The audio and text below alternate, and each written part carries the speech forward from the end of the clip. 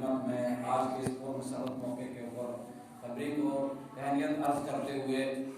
صرف 2-3 منٹ آپ حضرات کے لوں گا، کیونکہ آپ حضرات زیادہ سماعت فرما چکے ہیں، مجھے یہ معلوم ہے، اور ہوتا یہی ہے کہ آخر میں مجھے 2-4 منٹ میں ہی جو ہے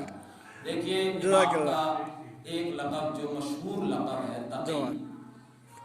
تقی لقب مشہور لقب ہے۔ آپ جائیں کتاب اور امام کی حیات طیبہ کے حوالے سے دیکھیں کہ امام کا لقب جو تقی پڑا وہ کس بنیاد پر پڑا، اور تقی یعنی تقوی۔ ان اکرمکم عند اللہ اتقاکم، پروردگار عالم کی ذات قرآن مجید میں ارشاد فرماتی ہے کہ تم میں سے سب سے زیادہ پروردگار عالم کے نزدیک وہی شخص محترم ہے کہ جو باتقوا ہے۔ لہذا امام جواد کا لقب جو تقوا تھا، امام فرماتے ہیں کہ اگر آسمان اور زمین انسان کے لیے تنگ ہو جائے، فرماتے ہیں وقال الجواد لو كانت السماوات والارض، اگر زمین اور آسمان انسان کے لیے تنگ ہو جائیں تو اس وقت کیا ہوگا؟ وہ شخص کہ جس کے پاس تقوی ہوگا، وہ شخص کہ جس کے پاس تقوی ہوگا، خداوند متعال اس کے لیے راستے کھول دے گا، زمین کے بھی آسمان کے بھی۔ امام کا لقب تقی، لہذا تقوی کے اوپر امام نے بہت ساری احادیث اور امام کے بہت سارے واقعات اور امام کی شخصیت، جیسا کہ آپ نے سماعت فرمایا، یعنی 17 سال کی امامت، امام کی اس 17 سال کی امامت میں امام کے طرح طرح کے واقعات اور امام کی شخصیت علم سے بھری ہوئی، معجزات سے بھری ہوئی، کمالات سے بھری ہوئی، اور امام کی شخصیت وہ شخصیت کہ ایک واقعہ میں ملتا ہے۔ بس میں ایک واقعہ عرض کر کے آپ کے سامنے تمام کروں گا کہ جب امام مدینہ میں امام کی ولادت ہوئی ہے اور امام مدینے سے اپنے پدر بزرگوار امام رضا علیہ السلام کے سے ملاقات کرنے کے لیے خراسان کے لیے نکلے تھے، تو جب بغداد کے لوگوں نے دیکھا کہ امام مدینہ چھوڑ کر جا رہے ہیں اور مدینے سے سفر پر جا رہے ہیں، تو کچھ لوگ ساتھ ہو گئے، کچھ دور ایک جگہ پر مقام تک پہنچے تو ایک وادی آئی، اس وادی میں ایک بہت پرانی مسجد تھی۔ امام جب دیکھا اور وقت نماز آن پہنچا تو بتاتے یہ ہے، تاریخیں بتاتی ہے کہ اس مسجد کے صحن میں ایک درخت تھا بیری کا، اور کچھ لوگوں نے امام سے آ کر کہا کہ اے امام یہ درخت بہت عرصے سے سوکھا ہوا ہے، یہ درخت بہت عرصے سے سوکھا ہوا ہے اور اس کے اوپر پھل بھی نہیں ہے اور یہ خود بھی جو ہے وہ ہرا نہیں ہے۔ اس وقت نماز تھا، امام نے حکم دیا کہ پانی لایا جائے، پانی منگوایا گیا۔ امام علیہ السلام اس درخت کے پاس بیٹھ کر وضو کیا امام نے، اور وہی پانی اس درخت کے نیچے وہ گیا، وضو کا پانی گیا، اور اس کے بعد امام اٹھے اور مسجد میں داخل ہوئے، جا کر نماز باجماعت پڑھانے کے بعد باہر نکلے، لوگوں سے کہا کہ میرے ساتھ آنے والے محبوں جاؤ اور اس درخت کے نیچے اس کے سائے میں بیٹھو۔ پہلے وہ درخت سائے دار نہ تھا، وہ درخت جو ہے وہ پھلدار نہ تھا، وہ درخت خود سوکھا تھا، وہ درخت جو ہے وہ کسی کو سایہ نہیں دے سکتا تھا۔ اب امام نے حکم دیا کہ جاؤ اور اس درخت کے نیچے بیٹھ جاؤ، یہ تمہیں سایہ بھی دے گا، پھل بھی دے گا۔ جب لوگ گئے، جا کر مسجد کے صحن میں اس بیری کے درخت کے نیچے بیٹھے تو کیا دیکھا؟ ان کے سروں پر سائے رحمت تھا اور پھل اس سے اتار کر کھانے لگے۔ اور اس کے بعد لمبی تفسیر ہے کہ امام علیہ السلام نے اس کے بعد مسجد کے حوالے سے جو ہے توضیحات بیان فرمائی، فضیلت بیان فرمائی۔ وہ تاریخ یہ بتاتی ہے کہ وہ مسجد بہت پرانی مسجد تھی، اور اس کے بعد امام نے مسجد کی فضیلت کو بتایا، مسجد کے بارے میں یہ کہا کہ اگر میں بتاؤں آپ لوگوں کو کہ مسجد کی فضیلت کتنی بڑی ہے تو اس سے پہلے آپ یہ جان لو کہ مسجد کے صحن میں اس درخت کی کتنی بڑی فضیلت ہو گئی کہ جس درخت کو جو ہے وہ سایہ دار بنا دیا، پھلدار بنا دیا، اس درخت کی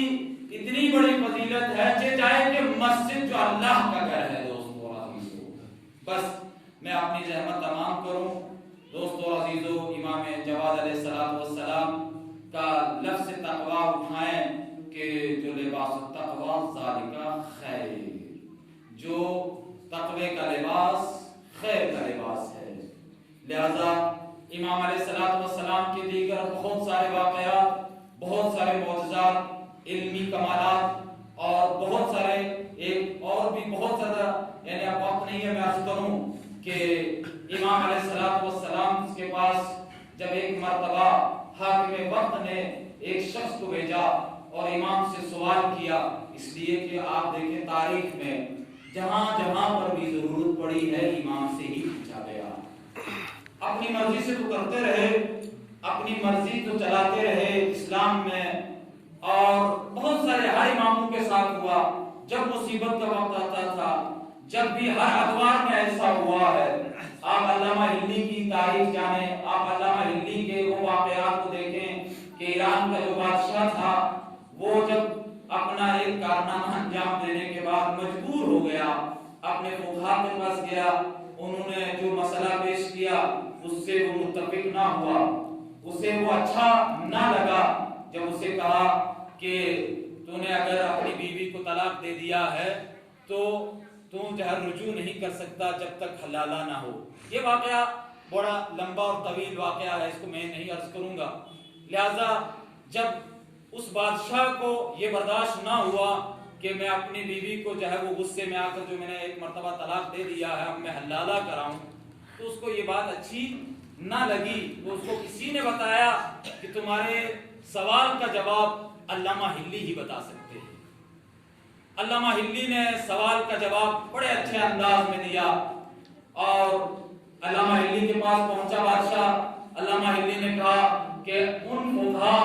اور ان مفتیوں کو بلاؤ کہ جنہوں نے تمہیں یہ بتایا ہے،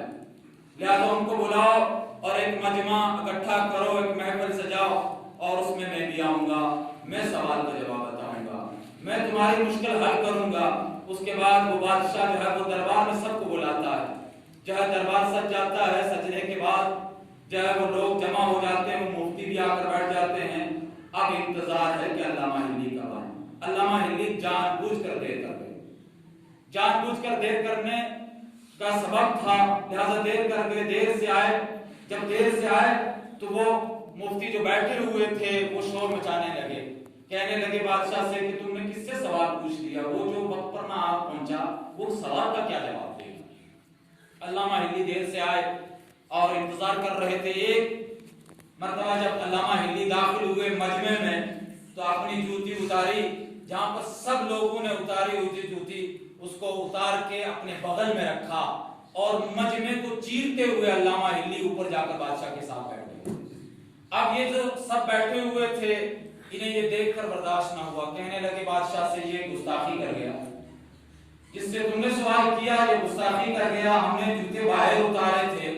یہ اتار کے نہیں آیا، یہ ساتھ لے کر اوپر آ گیا۔ علامہ ہلی نے کہا کہ میں اس لیے ساتھ لے کر آیا ہوں کہ مجھے معلوم ہے کہ یہاں حنفی حضرات موجود ہیں، اور حنفی جو ہیں وہ رسول خدا صلی اللہ علیہ وآلہ وسلم کے دور میں چوری کیا کرتے تھے، تو مجھے لگا میری چپل چوری ہو جائے گی۔ حنفی فوراً بول پڑے، کہنے لگے کہ ہم رسول خدا کے دور میں نہیں تھے، یہ ہمیں بلا وجہ چور کہہ رہے ہیں، ہم نہیں چور ہیں، ہم رسول خدا کے دور میں نہیں تھے۔ اس کے بعد علامہ ہلی نے سبھی مسلک کے افراد کو گنوایا، اسی طریقے سے گنوایا، سب بیٹھے ہوئے انکار کر گئے کہ ہم رسول خدا کے دور میں نہیں تھے، ہم اس دور میں نہیں تھے، ہمیں بلا وجہ چور کہا جا رہا ہے۔ اس وقت علامہ ہلی نے کہا اے بادشاہ سن لے، یہ جو یہ کہہ رہے ہیں کہ ہم رسول خدا کے دور میں نہیں تھے، تو یہ پھر فتویٰ اور حکم کیسے بتا رہے ہیں کہ ہم بتائیں گے کہ رسول خدا نے کیا حکم اور فتویٰ دیا ہے؟ میں بتاؤں گا کہ جو میں رسول خدا کے دور میں تھا، میں بتاؤں گا کہ فتویٰ اور مسئلہ اور مسئلے کا جواب میں بتاؤں گا کہ اگر تم نے خطا کر دی ہے، طلاق دے دیا ہے، تو میں بتاؤں گا کہ حلالہ کس طریقے سے ہوگا۔ لہذا اسی طریقے سے ہر دور میں مشکلیں پڑھنے پر امام جواد کا میں عرض کر رہا تھا کہ امام جواد علیہ السلام کے پاس بھی جو ہے وہ بادشاہ وقت نے بھیجا ایک شخص کو، کہا کہ ایک چور ہے، اس چور کے بارے میں ہم سب مفتیوں سے پوچھا ہے، سب مفتیوں نے کہا، ایک نے کہا ہے کہ پورے کو جو ہے یہاں سے ہاتھ کو کاٹ دو، کسی نے کہا کہ کونی سے کاٹ دو، کسی نے کہا پورا بازو ہی کاٹ دو۔ تو امام علیہ السلام نے پہلے منع کیا، کہا کہ تم جس کی طرف رجوع کرتے ہو ان کو بلاؤ، اس کے بعد وہ جب حاضر نہ ہوئے تو امام نے فرمایا، امام جواد علیہ السلام نے فرمایا نہیں، ان کے پورے بازو مت کاٹو، ان کی کونی تک مت کاٹو، ان کے کلائی تک مت کاٹو، بلکہ ان کی انگلیاں کاٹو کہ جو انگلیاں استعمال ہوئی ہیں چوری کے لیے۔ پر محمد والے محمد صلی اللہم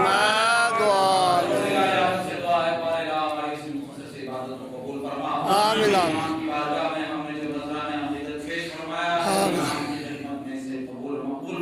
آمین بالخصوص مریضوں کو شفائی کے لیے امام